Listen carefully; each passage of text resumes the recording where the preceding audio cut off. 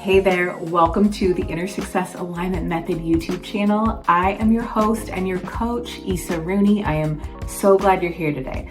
We are going to be talking about unpacking triggers. This is a hot topic. I coach a lot of people on relationships, a lot of women, a lot of men, and a lot of couples around inner mastery. And this is a topic that cannot be ignored.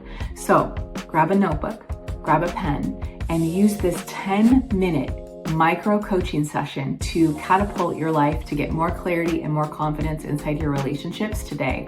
Let's unpack some of those triggers. I'll see you in the next slide. Welcome to this episode today. We are diving into unpacking your triggers. What are they? How do they impact your emotional well-being, and why understanding them is so important? It's such a key to any healing journey.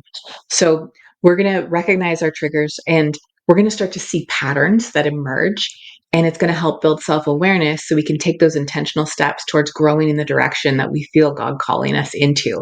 So let's get started. What is a trigger?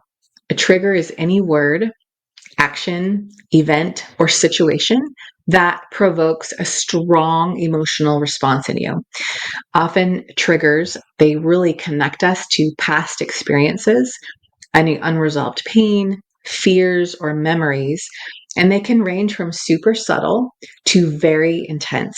They can feel overwhelming when they arise.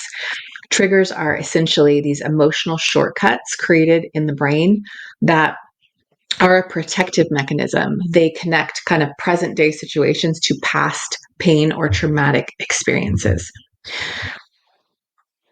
So here's some examples of very common triggers, and they manifest themselves in very different ways depending on the individual's experiences. But here are some very common ones, okay? So conflict or confrontation. These are like any arguments, any disagreements that could bring up feelings of fear or anxiety related to past rejection or trauma. Rejection is a huge one.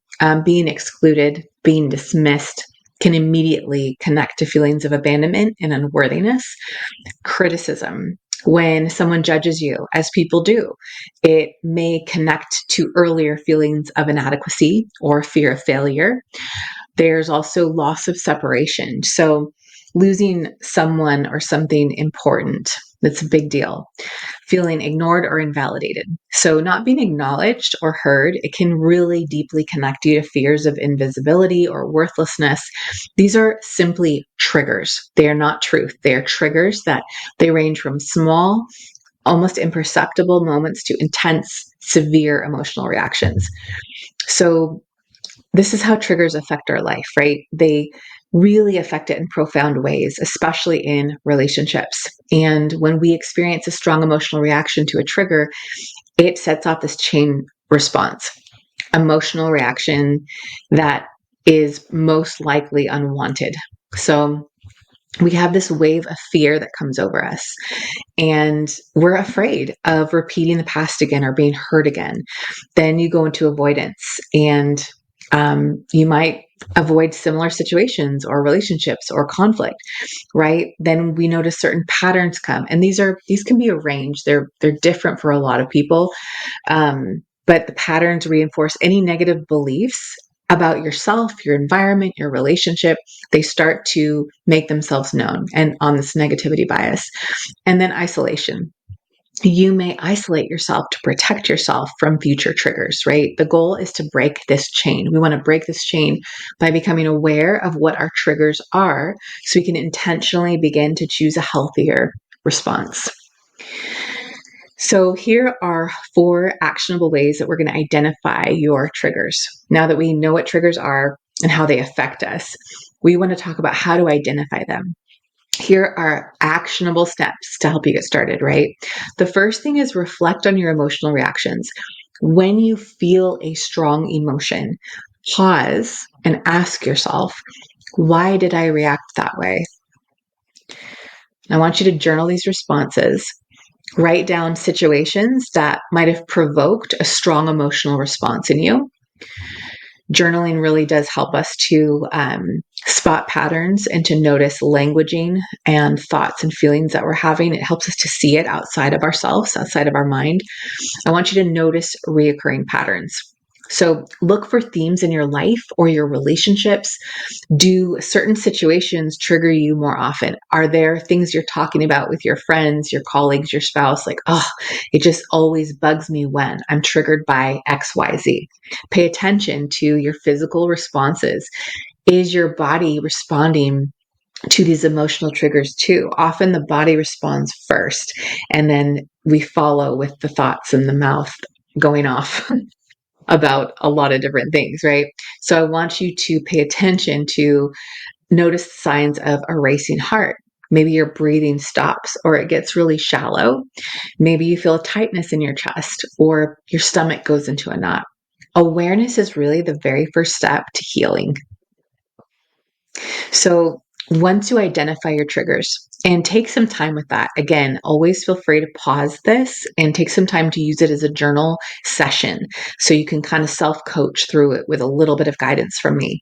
Once you identify the triggers though, and know at least one or two main ones that are like, this is it, this is the thing. I used to really journal deeply when I had a pattern arise in conflict with my husband, Jimmy, and I would notice it's this one thing. There's this one way that we talk to each other that really triggers me. And I was able to process it and share it with him. So anytime it comes up, and I'm not expecting perfection, but anytime it comes up, then we're able to talk about it and say, this is how I feel when this happens.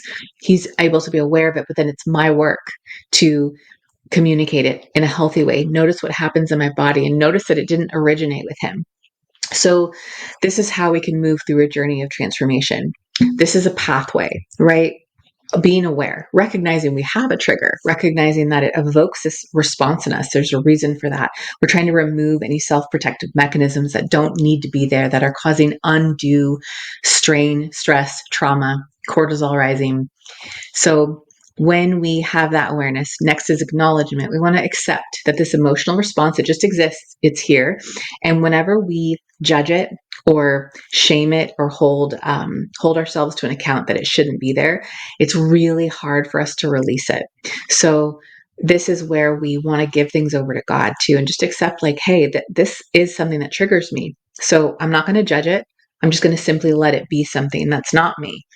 And then I want you to go into choice, right? Decide actively in your mind, even if you didn't do it when it last happened, decide how you want to respond. What is your future self saying? This is how I want to show up. I want to be able to communicate. I don't want my body to close down or shut down. So then we can start to develop that healthy response and we can develop healthy faith-based coping mechanisms, replacing any habits that we have that were negative and shifting them into this beautiful opening healing space. And then healing, we're going to experience growth and freedom. We're going to notice over time in these micro ways that that trigger isn't even there. It doesn't hijack our amygdala. It doesn't cause us to go off the rails. Faith, prayer, and intentional choices really can strengthen the journey of healing. And so when I begin this pathway, this awareness, acknowledgement, choice, response, and healing, I do so with an open heart of there are things that I'm not seeing. I only know in part, God knows in full. I will find out later on when I get to heaven. But right now, I'm going to trust that when I take this to the Lord and go through this process on paper with a trusted friend or mentor, that I can actually come through it and my life grows bigger. I can expand and I can grow and I can receive this healing. This trigger can actually be a place of freedom. So, as you step into this new understanding, take a moment to reflect on these questions. This is a great place to pause since we are almost complete. When did you last experience a super strong emotional reaction? Just notice, what was it? And what triggered that response? How did you respond? And would you like to respond differently next time? What resources, what prayers, what support could guide you toward healthier responses? So, this is a really beautiful time to journal through these questions. This is a powerful, powerful set of questions to use as a tool of awareness, reflection, and transformation. And the thing is, the Lord can bring transformation immediately. He can do that. We, in our humanity, need to walk this out. And so I want you to be able to gift yourself with some time, especially if you're someone who gets triggered easily. It is a blockage of our flesh that prevents us from walking in all that God has for us. So really give yourself some time to answer these questions. But thank you for joining me in this episode on unpacking your triggers. Remember, you are not alone in this journey of life. And every single step that you take toward understanding your emotional triggers is going to bring you closer to healing, freedom, and transformation.